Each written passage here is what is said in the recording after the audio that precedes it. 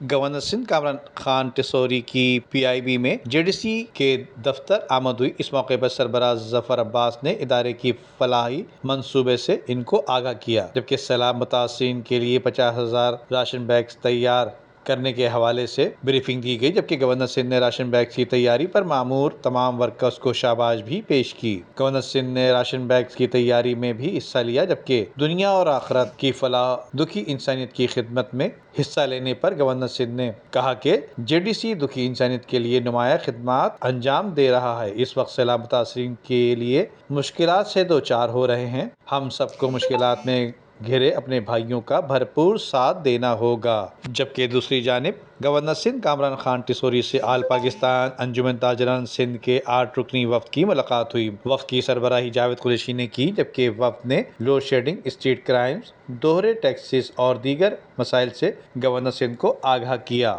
جبکہ بجلی کی غیر اعلانیہ لوڈ شیڈنگ سے تاجر پریشان ہیں۔ اس حوالے سے گورنر سندھ کا کہنا تھا کہ معاشی ترقی میں تاجر برادری کی خدمات ناقابل فراموش ہیں، جبکہ قومی معیشت میں تاجر ریڑھ کی ہڈی کی مانند ہے۔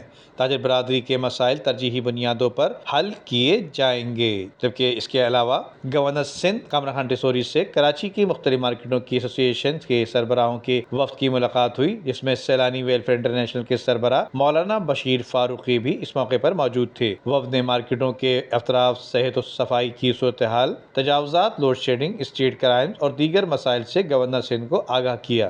اس حوالے سے گورنر سندھ کا کہنا تھا کہ جلد شہر کے تمام تجارتی مراکز کا دورہ کروں گا اور کراچی کی مارکیٹوں کے تمام مسائل حل کیے جائیں گے۔ گورنر سندھ نے یقین دہانی کرائی کہ امن و امان کو یقینی بنانے کے لیے مارکیٹوں کے اطراف پولیس پیٹرولنگ میں بھی اضافہ کیا جائے گا۔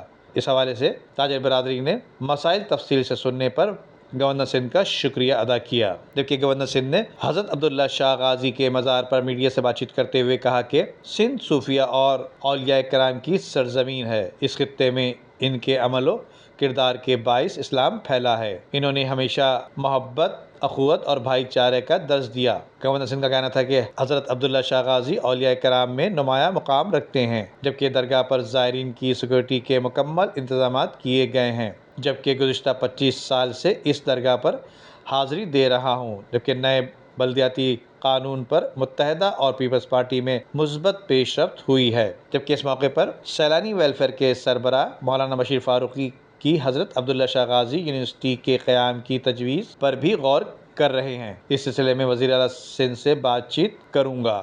جبکہ گورنر سندھ سے سابق چیف جسٹس بلوچستان نور محمد مسکازئی کے فائرنگ سے جاں بحق ہونے پر اظہار افسوس کیا گیا۔ گورنر سندھ کی سابق chief justice Balochistan high court پر مسجد میں فائرنگ کی مذمت بھی کی۔ خبر کے آخر میں گورنر سندھ کامران خان ٹیسوری کی شہید ملت لیاقت علی خان کے یوم شہادت پر ان کے مزار پر حاضری دی گئی اور مزار پر فاتحہ پڑھی، جبکہ پھول رکھے گئے اور صوبہ اور ملک کی تعمیر ترقی کے لیے خصوصی دعائیں بھی کرائی گئیں۔ جبکہ ملک کے پہلے وزیر اعظم لیاقت علی خان کو خراج عقیدت پیش کرنے کے لیے یہاں آیا ہوں، یہ بات گورنر سندھ کامران خان ٹیسوری نے 16 اکتوبر پاکستان کی تاریخ کا ایک سیاہ ترین دن ہے، یہ مزار لیاقت علی خان پر کہی۔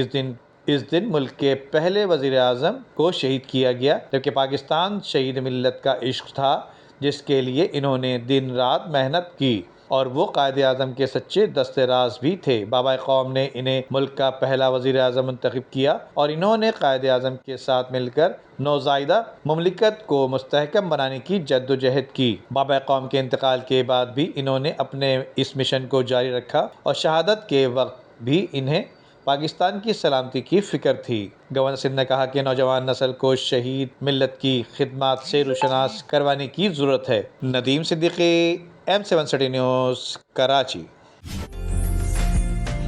عمدہ میں پکائیں اور جی بھر کے کھائیں۔